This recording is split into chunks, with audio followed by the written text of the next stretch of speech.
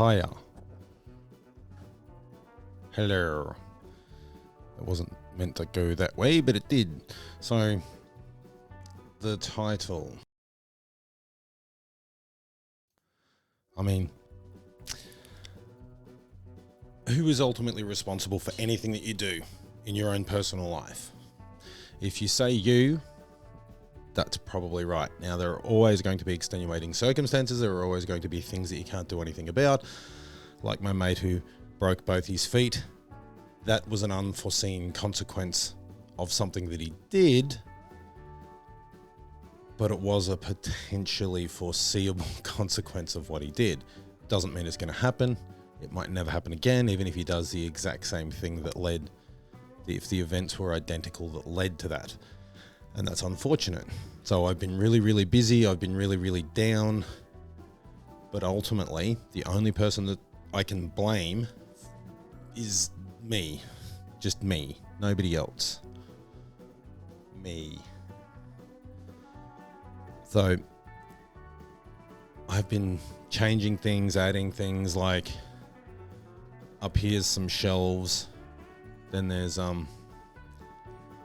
bookcase and stuff, and when you look at it from here, there's some, models and some other stuff over there. And so I've been making an effort to try and make this feel like a studio again, because after the other one got flooded, I just got this deep feeling that the universe hated me and didn't want me to continue, and there was no point in doing this. And I mean, maybe all three of my subscribers would beg to differ, or maybe they wouldn't. Who's to say? But that's not really, I can't really blame them when I don't know what the circumstances under which their lives are operating is. So it's quite lame to blame external stimulus. At the end of the day, the statistics say to lift yourself into the middle class in this world, there's only 3 things that you have to do. Finish high school. Now you could say trade school, because it doesn't necessarily have to be high school. Trade school is probably just as beneficial at the end of the day. So finish high school, get a job and keep it, and don't have children before you're married. Now, committed relationship for a long period of time, whether there's a ring involved, I mean, if you like it, then you should have put a ring on it, but you don't necessarily have to. You just have to be committed to the course of action of being with a person. So that is what it is, and it is what it is. Don't know why I said that. So I haven't done anything for a while. I have got a couple of new devices. I've got a thing called a Stream Deck. Don't have any pictures or anything of it, but it's basically one button to rule them all. Well, it's a little device with a bunch of buttons on it. I tried to build it out of something different, but it never quite worked. This way, I can look down, I can see the little button, and all of the little buttons are labeled the way I need them to be. So at the moment, we've got a mute button.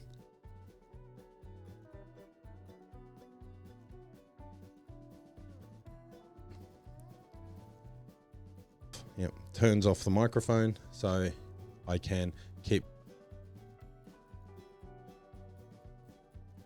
that up. But audio, and then I've got the intro, and then on top of that, I said title, and then outro. And then the final button there is the record on off button, and it says panic. And in the middle, I will put the buttons that change the video, so that I have it all in one place. Now that can't do audio other than to mute my mic, and eventually it will have a mute for, well, there is other mutes. But while I'm doing things myself, it's just much, much easier to have one little thing that does everything that I need, that I can have little pictures on, tells me what's playing, what isn't, and how things are working. And I'm trying to eliminate every excuse that I have for not making more videos. So I've been not particularly happy. I haven't liked living in the city for quite a few years now. I really want to move out the bush. Something was going to come up. Something was going to be facilitated through avenues outside of my control, but that didn't eventuate. And then that particular course of action is now different and now changed. So I'm going to be where I am. Now we're paying very little rent, but I don't even have a shed. So my life's ambitions of making films, which isn't really what we're doing here, and being an inventor, I still have still excuses, but I do have legitimate reasons for not pursuing either of those. There's a lack of fundage. So the thing that I have in mind to build that fits in with the green agenda, the green narrative, the green future that we have as humans, because we do need to start looking after the environment a lot better. Look at just the pollution that we're producing. I mean, real pollution with the toxic chemicals. Like you look at lithium mining with the acid baths that just toxic as crap. And where a lot of that lithium comes from, the unethical nature of a lot of the products that we buy. So some of the things that I have in mind, some of the things that I've built on a smaller scale, I just need the fundage to move forward with. I only need to build a couple, and there will be companies willing to push that, and I'll get a small percentage out of it.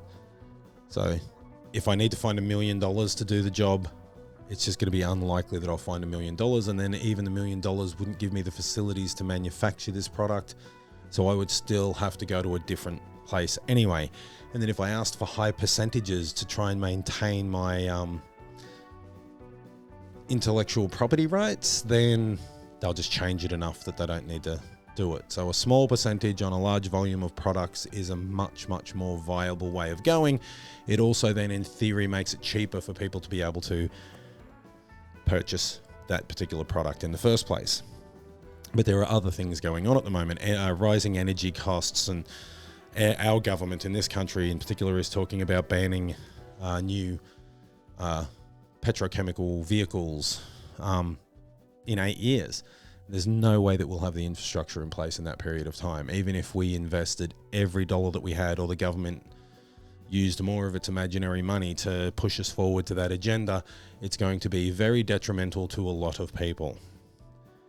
So, not saying that isn't the direction that we should go, but the time frames that are being given to me reek of other things other than what they're trying to do. So it's strange. But be that as it may, I will be making a concerted effort to work towards just being ordinary rather than fat and ordinary. So I will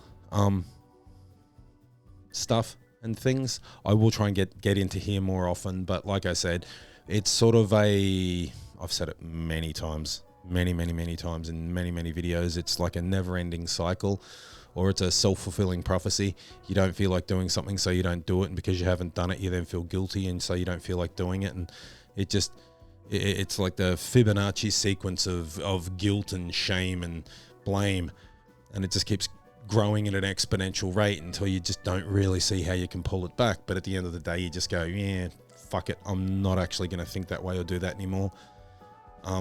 That helps, but it doesn't necessarily fix the problem. Self-awareness is great, but self-awareness is really only the first step. It still takes discipline and control and some bit of self-worth. I don't really feel like I have much to offer anyone, even myself at the moment. So sometimes developing the self-worth doesn't really work. And there is an old adage that's fake it till you make it, but there is evidence to say that that's not necessarily the best way to go. I know people that I thought were happy, and then they ended up not being happy and killing themselves anyway, which is really, really horrible thing for their family to go through, and a very, very, very permanent long-term solution to what was probably not a long-term problem.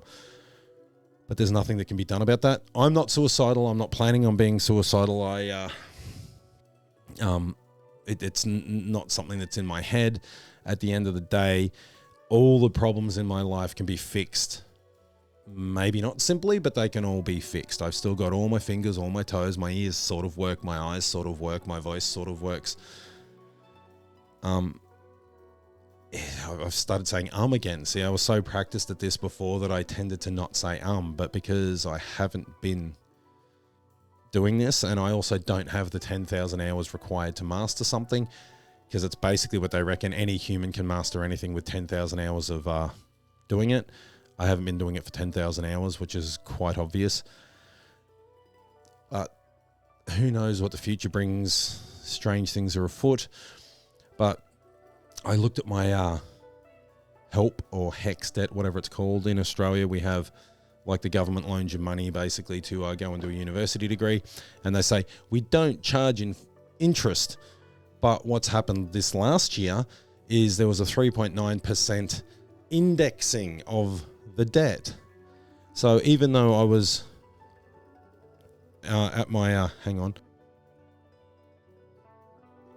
So even though my income bracket means I only have to pay 1% of the debt, it went up 3.9% this year. So it basically went up 2.9%. So like $3,900 I owe more now than I did.